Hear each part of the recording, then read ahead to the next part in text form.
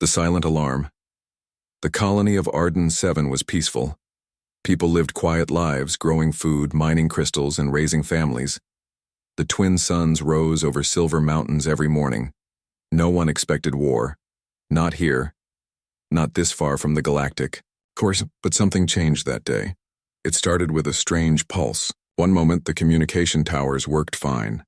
The next moment, static. No calls went out. No signals came in. At first, people thought it was a power glitch. Then the sky darkened. From the clouds above, shadows fell across the land. Hundreds of alien ships broke through the upper atmosphere. They didn't speak. They didn't warn. They just came. Inside the command center, Governor Dale stared at the screen. Red lights blinked everywhere. His hands shook. "They've cut our long-range comms," said his aide, Jonas. "We can't contact Earth, not even the moons." "Emergency alert," Dale ordered. "Send the distress beacon, now." Jonas slammed the red button on the panel. A silent alarm fired into the void of space. A digital cry for help. It was a simple message. "Colony under attack. Coordinates, Arden 7. Please respond." Whether anyone would hear it, that was the real question.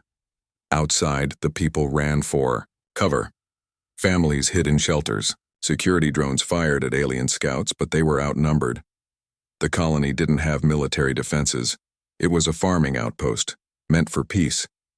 In one village, a mother held her child tight, whispering, "It'll be okay. Help is coming." But no one truly believed that. Miles above, the alien flagship hovered.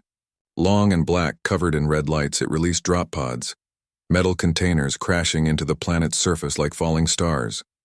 The colony's few defense towers shot back. A few alien ships exploded. But for every one that fell, 10 more took its place. In the control room, Dale looked around at his staff. "We don't have much time," he said. "Move civilians underground, lock down the vaults, destroy all research files. If we fall, they must not get our data." "Do you really think Earth will send help?" Jonas asked quietly. Dale didn't answer. Far across the stars, deep within Earth's solar system, a monitor flickered inside an old underground base. A silent room suddenly flashed red. The signal had arrived. An older man in a black coat stood up from his chair. He walked slowly to the console and pressed the screen. Arden 7's last transmission played again. "Colony under attack. Coordinates Arden 7, please respond." The man turned to the shadows behind him. "It's time," he said. "Wake the vanguard." Back on Arden 7, the alien troops marched through the outer zones. They fired at anything that moved. Storage depots were set on fire. Farms were crushed under heavy metal feet. Governor Dale stood at the edge of the command center, watching it all from the glass window. He had seen war before, but not like this. Not without warning. Not without mercy. He looked up at the stars and whispered, "If someone's out there, please hear us." The alien flagship opened its lower gates. A massive energy weapon began to glow. It charged slowly, building a beam that could wipe out the colony's main power core. Jonas turned pale. "That thing fires. We lose everything." Then for a second all went silent. A distant sound like thunder rolled through the air. Dale frowned. "Did you hear that?" A second boom echoed, louder this time, and then the sky ripped open. A long white tear, like a wound in space, formed above the planet. From that wound, something emerged. Something massive, black and gray, sharp, powerful. It was a ship, but not just any ship, a prototype. Unknown to most, Earth had been building something in secret, something powerful enough to change the tide of war. But it wasn't supposed to be ready yet. It wasn't supposed to be used. Until now. The people of Arden 7 looked up at the strange shape in the sky. Fear turned to awe. The alien ships scattered. Their sensors went wild. And on the side of the dark ship, glowing faintly through the stars, was a single name: Vanguard. Earth's secret weapon. The Vanguard floated just above Arden 7's atmosphere, like a silent giant staring down at the battlefield. Inside the command bridge, everything was tense. The ship had not been fully tested. Many systems still ran on backup codes. The shields were only at 70%. The engines still overheated during long burns, but none of that mattered now. The captain, a tall woman with short black hair and calm eyes, stood in front of the control screen. Her name was Kara. She had been trained in the deep programs. Missions no one talked about. Beside her stood Marco, the ship's main engineer, constantly checking power readings. The ship's AI, called Core 7, spoke through a glowing blue console at the center. "Captain," said Core 7, "enemy fleet consists of 37 ships. 20 are orbit class, 17 are dropships. Ground units are deployed. Colony command is compromised." "Time to weapons range?" Kara asked. 73 seconds, Core 7 replied. She turned to the crew. Only 30 people were on board. Not a full crew, just specialists. No room for mistakes. Kara's voice was calm, but firm. "This is not a rescue mission. This is a stand. We draw the line here. If Arden 7 falls, more will follow. Let's remind the galaxy what Earth can do." The crew snapped to attention. On the colony below, people saw the Vanguard slowly turning in the sky. A child in a bunker whispered, "Is that from Earth?" His father nodded slowly, eyes wide. "I think it is." The alien command ship turned toward the Vanguard. They didn't speak. They powered up weapons instead. Back aboard the Vanguard, Core 7 gave another report. "Incoming fire detected. Enemy fleet is targeting us with plasma lances and ion torpedoes." Marco frowned. "Our deflectors weren't calibrated for that yet." "We'll test them live," Kara replied. "Lock all targeting systems. Fire, main cannon at their flagship." The bridge lights dimmed as power shifted. The main cannon, a rail accelerator lined with energy coils, charged for the first time in real battle. The alien flagship released its first shot. A glowing blue plasma beam shot through the sky and slammed into Vanguard's shield. The whole ship shook. "Shield integrity at 62%, Core 7 reported. "Fire," Kara said. The main cannon lit up. A beam of concentrated force, glowing white-hot, burst from the belly of the Vanguard and sliced through space. It hit the alien flagship directly in the center. For a moment, everything was silent. Then the ship exploded, not just damaged but shattered into pieces. Cheers erupted on the bridge. "Target eliminated," Core 7 announced. "Remaining enemy ships are scattering." But Kara knew it wasn't over. "Drop 3 shock pods to the surface," she ordered. "Cover the bunkers. Deploy recon drones. I want eyes on the colony." Down on Arden 7, Governor Dale looked at the sky as flaming debris from the alien flagship rained down. His voice cracked as he whispered, "They did it. Earth came." The people cheered. Some wept. Others hugged their children. Hope had returned, but the aliens weren't done yet. Several enemy ships broke formation and rushed toward the colony. Their new target: wipe out survivors before Earth could fully respond. But the Vanguard was already prepared. In orbit, small, doors opened under the battleship. 3 shock pods launched, fast and powerful capsules carrying advanced defense bots and medical supplies. They tore through the sky, screaming down like fireballs. When they hit the surface, they unfolded instantly. Each pod released armored drones, human-shaped machines designed for speed, strength, and battlefield awareness. Their eyes glowed red, and they carried energy blasters on each arm. They charged into the broken city, intercepting alien soldiers before they could reach civilians. Screams turned to silence. The drones didn't hesitate. They didn't miss. Kara watched the surface. Reports come in. "Colonists secure in 4 zones," Core 7 said. "Alien forces pushed back by 47% in last 12 minutes. Marco turned to Kara. "The Vanguard is holding, but the core battery is unstable. We need time to cool it." "We don't have time," Kara said. "We have a colony to save. In a distant system." Other alien commanders received word of what happened on Arden 7. They watched the footage of their strongest ship being destroyed by one human vessel, and they whispered among themselves, for the first time in decades, "Earth has returned to the battlefield. The journey through chaos. Long before the Vanguard reached Arden 7, its journey had already tested every part of its crew. When the emergency alert from Arden 7 first reached Earth, the prototype battleship had been in dry dock deep beneath the surface of Mars. The Vanguard wasn't ready. Systems were still being tested, weapons were only half-calibrated. The jump drive had never been used outside simulations, but there was no time. Kara had made the decision. If we wait until it's perfect, it'll be too late. That colony won't survive another day. Within 3 hours, they launched.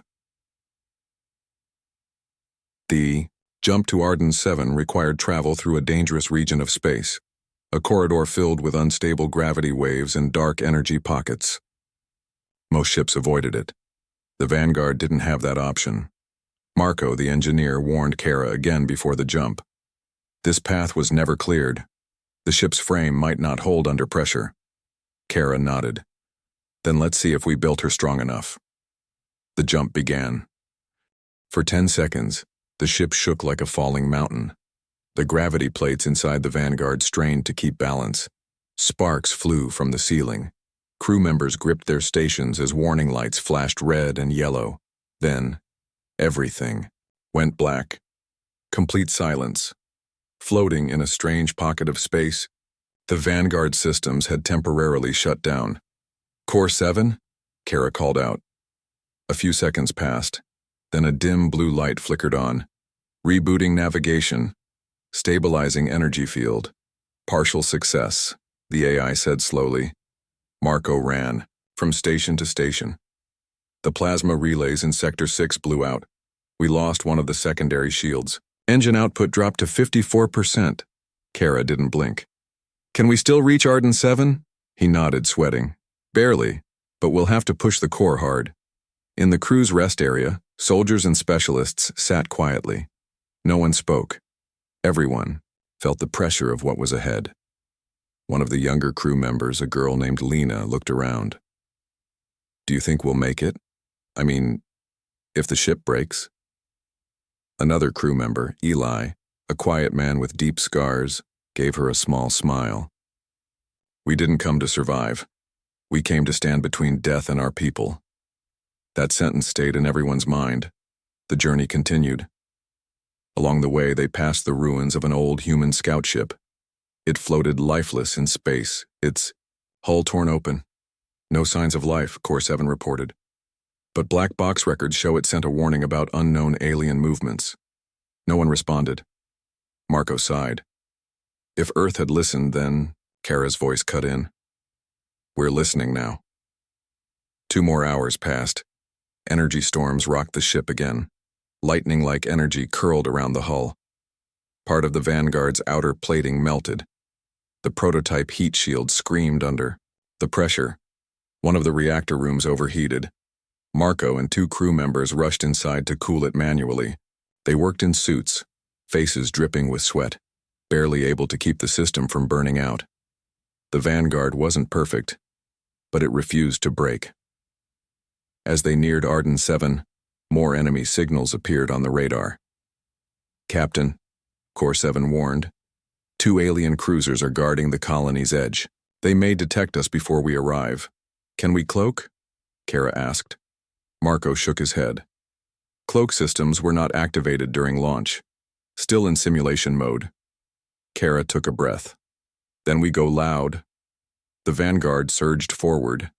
Instead of sneaking, it roared into the system at full power. Enemy sensors lit up, but too late. The ship's cannons activated. Lasers fired across space. Missiles launched in perfect formation. The alien cruisers opened fire. One managed to hit the Vanguard on its left wing. Sparks flew on the bridge. The hull groaned under pressure, but the ship didn't stop. Its main cannon charged and fired. One alien cruiser exploded instantly. The other turned to flee. The Vanguard let it go. "Let them run," Kara said. "Let them tell the others what's coming." As Arden 7 finally came into view, the colony was already under attack. Alien ships had broken the skies. Buildings burned. People cried out from shelters. The governor's last message repeated on a loop. To any human ship. We are under attack. We cannot last. Please help. Kara looked at the planet. She whispered, Hold on. We're here now.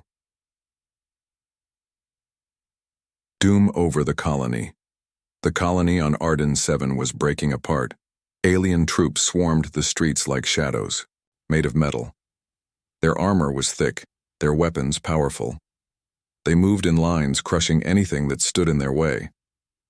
Fires raged across the outer zones. Homes, factories, and food stores were either destroyed or already looted. Survivors hid in underground bunkers and tunnels, too afraid to make a sound. Inside the command bunker beneath the city center, Governor Dale stood pale and silent.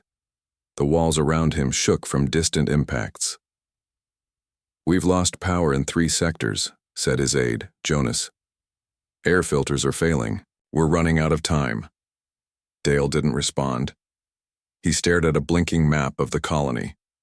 Almost all zones were marked red. Then the lights flickered and went out. Darkness filled the room. Jonas whispered, This is it. Outside, the alien flagship hovered over the colony's main power core. Its underside opened slowly. A massive energy weapon began to charge, humming with dark light. Everyone who saw it knew what it meant. One shot would vaporize the entire colony center. It wouldn't be a battle. It would be erasure. Families in bunkers held hands. Some prayed. Others cried. One little boy looked up through a crack in the ceiling and whispered, Where is Earth? And then, the sky exploded. A tear in space opened above the colony. From it, a shadow dropped down, sharp, fast, silent. The Vanguard had arrived. Its engines blazed bright blue. Its sides glowed with thin golden lines. And beneath its nose, the massive cannon began to pulse with growing energy. In the bunkers, the people gasped. Jonas looked up at the flickering screens. Something's in orbit. It's a human ship. Governor Dale leaned closer. Is it real? Or are we dreaming? From the command bridge of the Vanguard, Captain Kara stared down at the chaos. Multiple heat signatures below. Core 7 reported. Enemy has deployed plasma tanks, walker units, and infantry bots. The colony's core is being targeted for destruction. Kara's eyes narrowed. Not while we're here. Firing solution ready, said Core 7. Shall I engage? Kara gave a firm nod. Do it. The Vanguard's main cannon fired. A beam of pure white light shot down and sliced through the alien flagship's weapon system before it could finish charging. The energy buildup inside the alien ship exploded inwards, destroying it in a flash of red and black fire. Alien troops on the ground paused. Some screamed in strange tongues. Others fired upward wildly. The Vanguard didn't slow down. Small hatches opened along the battleship's side. From them, fast response drones launched, metallic units shaped like falcons, moving faster than sound. They screamed through the sky, locking onto enemy targets below. Within seconds, explosions lit up the battlefield. Alien tanks cracked open. Walkers fell sideways. Infantry lines broke. The colonists watched from bunkers and shelters as the aliens, once unstoppable, were now running in every direction. Inside the Vanguard, Engineer Marco ran across the ship checking pressure readings and cooling systems. One of the side engines was overheating from the sudden push. Kara, he shouted into the comms. If we keep firing like this, we'll lose the left thruster. Then, make it last as long as you can, Kara replied. We're not leaving until they're safe. In the colony's underground control room, power returned. Screens lit up again. The red zones began turning yellow, then green. Jonas stared at the display. They're pushing the aliens back. Governor Dale stepped forward and spoke into the emergency comm. To the human ship above, this is Governor Dale of Arden 7.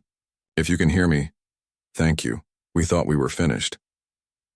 On the Vanguard's bridge, Core 7 processed the signal. Message received, said the AI. Colony leadership still intact. Kara smiled. Let's keep it that way. She turned to her crew. Prepare for low orbit insertion. I want to be close if anything tries to come back. As night fell over Arden 7, the sky was clear for the first time in days. Smoke still rose from broken buildings. Fires still burned in the distance. But in the hearts of the people, something stronger than fear had returned. Hope. Children pointed at the massive ship above and called it the Guardian. Families whispered stories of Earth's return, and the aliens, what few survived, began retreating into the dark corners of the planet. The battle wasn't over, but everything had changed. Vanguard unleashed. The Vanguard hovered low in the sky, its shadow stretching over the ruined colony below. Smoke curled around its sides, lit by flashes of cannon fire. It was Earth's last secret now fully awakened, and angry. On the bridge, Captain Kara stood at the center, her face calm but focused. "Report," she said. Core 7 responded instantly. "Enemy forces have regrouped in 3 locations. Reinforcements have arrived from orbit. Their numbers now exceed 2,000 units." "Good," Kara said. "More targets." Marco, sweating in the engine bay, called over comms. "We're already beyond safe output, Kara. If you want the reactor to survive, I need to cool it down." "We can't stop now," she replied. "This is our chance to end it." Down on the colony surface, alien troops had dug into the industrial zone. Barricades made of scorched metal and broken vehicles lined the streets. Hidden cannons waited to shoot down anything that moved, but the Vanguard was not just a ship. It was a weapon platform. "Deploy gravity shield," Kara ordered. Around the Vanguard, a circular field expanded, like a glowing dome of distorted light. Alien artillery fired at it, but their shots bent and dropped before hitting the hull. The colonists watched in amazement. "That shield, it's bending gravity," Jonas whispered to Governor Dale in the bunker. Dale nodded. "It's tech even we haven't seen before." Inside the Vanguard, Kara's voice echoed through the ship. "Deploy assault drones. Release Hammer Unit 1. The floor beneath the ship opened. From inside, a giant drop pod emerged, thick, armored, and loaded with heavy mechs. It fell like a meteor. The aliens looked up, too late. The pod slammed into the center of the industrial zone, cracking the ground. Its sides burst open, and out walked 3 massive machines, taller than tanks, with glowing red eyes and railguns mounted on each arm.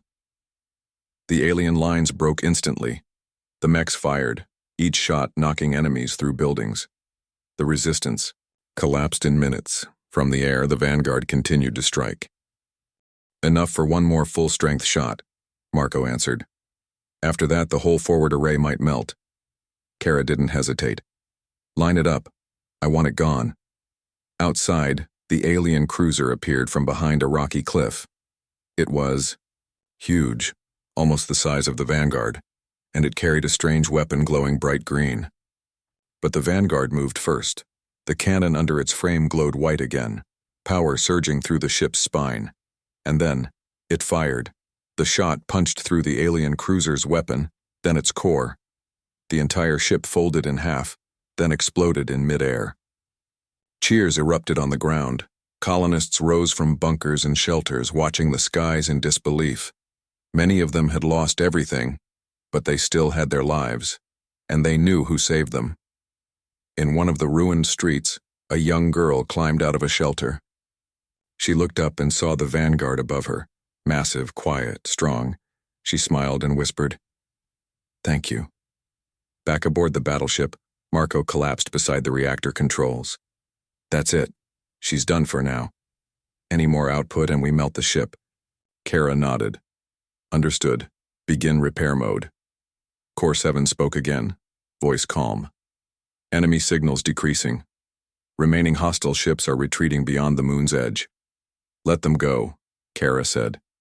"Let them tell their masters what happened here." Governor Dale sent another message through the now restored colony comms. "To the crew of the Vanguard, you saved us. Arden 7 owes you our lives." Kara listened to the message. Her voice was quiet. We were never going to let you fall. For now, the battle was over, but the message was sent. Earth had returned, and the Vanguard, scarred, smoking, and half-broken, still stood. Face of the enemy. The fires across Arden 7 had started to cool. Smoke drifted over broken buildings, but the sky above was now calm. The aliens had pulled back for now, but Captain Kara knew it wasn't over. On the edge of the colony, a strange signal pulsed across the sky. Inside the Vanguard, Core 7 analyzed the signal. Transmission detected. High-level alien communication. Encrypted origin orbiting dreadnought. Kara stepped closer to the screen. They're sending a message? Yes, Core 7 replied. And it's not just a signal, it's a challenge.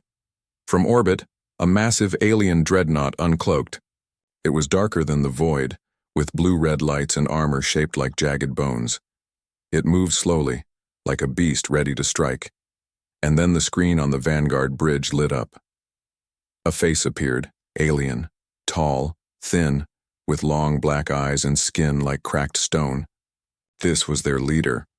This is Commander Vektal of the Drosak fleet, the alien said in a deep, cold voice.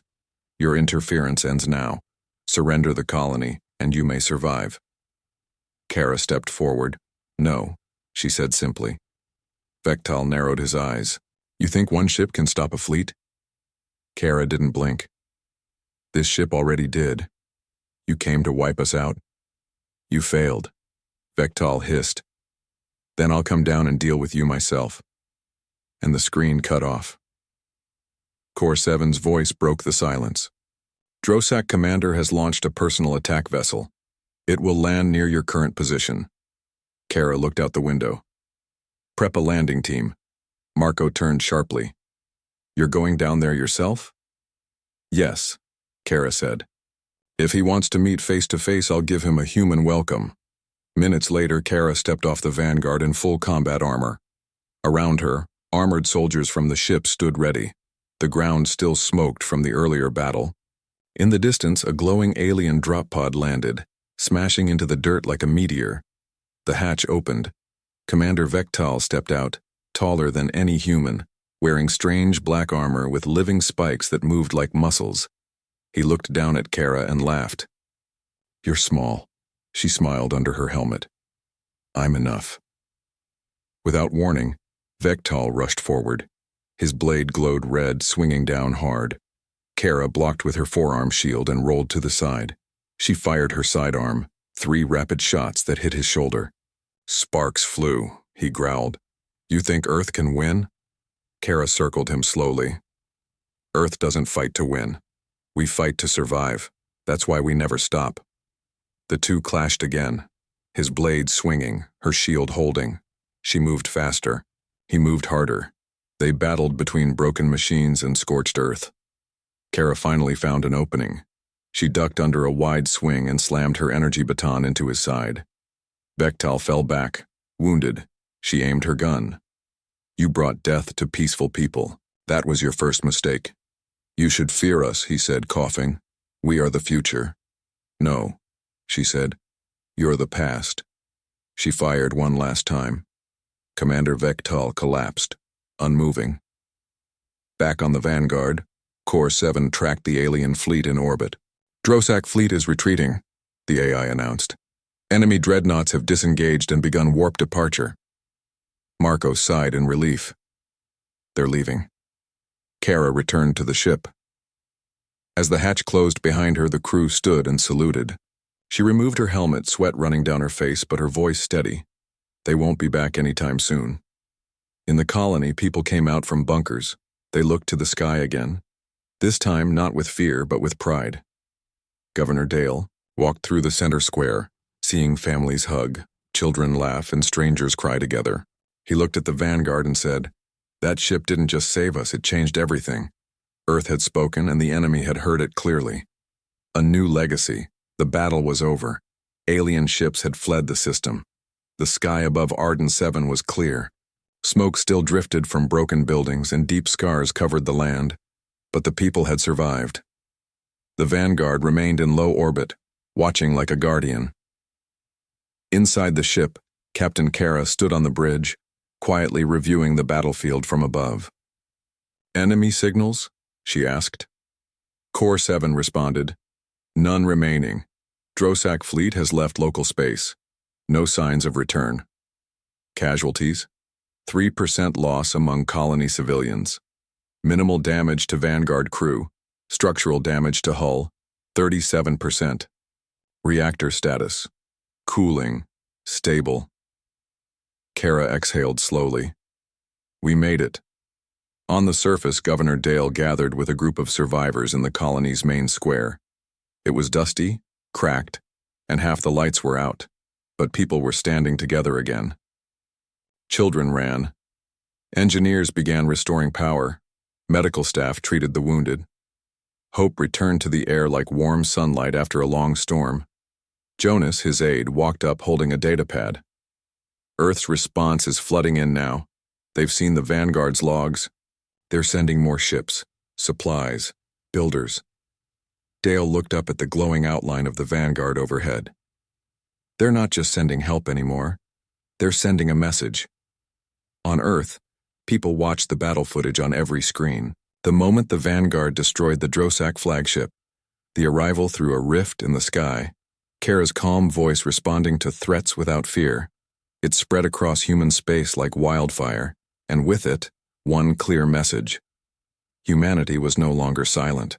Back aboard the Vanguard, repairs continued.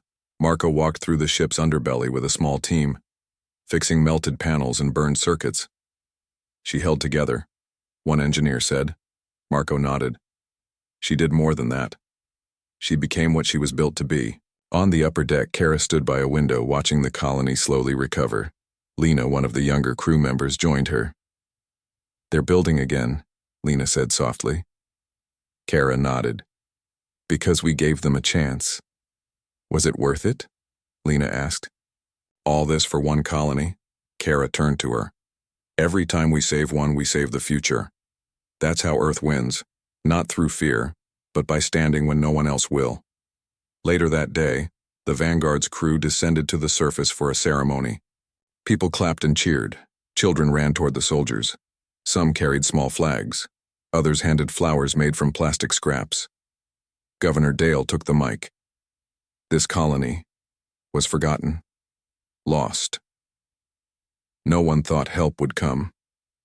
But Earth remembered us. And the Vanguard didn't just save lives. It showed us what we are. He turned to Kara. "You didn't just bring firepower. You brought hope. And for that, we thank you." The crowd roared. Kara stepped forward, raising her hand. The Vanguard was never just a weapon. It was a promise. From Earth to its people, no matter how far, no matter how dark, we will come. In the days that followed, the colony rebuilt faster than expected. Earth sent in engineers, new defense systems, and a full fleet of support ships. But something else began too. The Vanguard's design, once hidden in secrecy, was now seen as Earth's future. Plans were drawn to build more, faster, stronger, smarter. They would not be called prototypes anymore. They would be a fleet. Weeks later, as the Vanguard prepared to leave Arden 7, the crew gathered on the bridge. "New orders, Captain," Core 7 announced. "You're assigned to lead Earth's new deep defense initiative. Exploration, rapid response, colony protection." Marco raised an eyebrow. "Sounds like more trouble." Kara smiled. "Good. I'd hate to get rusty." The stars outside shimmered. The crew sat at their stations, engines lit. Systems powered up. The Vanguard slowly rose, turning toward deep space. Down on Arden 7, the colonists looked up one last time, and they saw the symbol of Earth's will cutting across the sky. In that moment, everyone understood. The galaxy had changed. Earth would never again be a silent world on the edge. Now, Earth had a voice, and its name was Vanguard.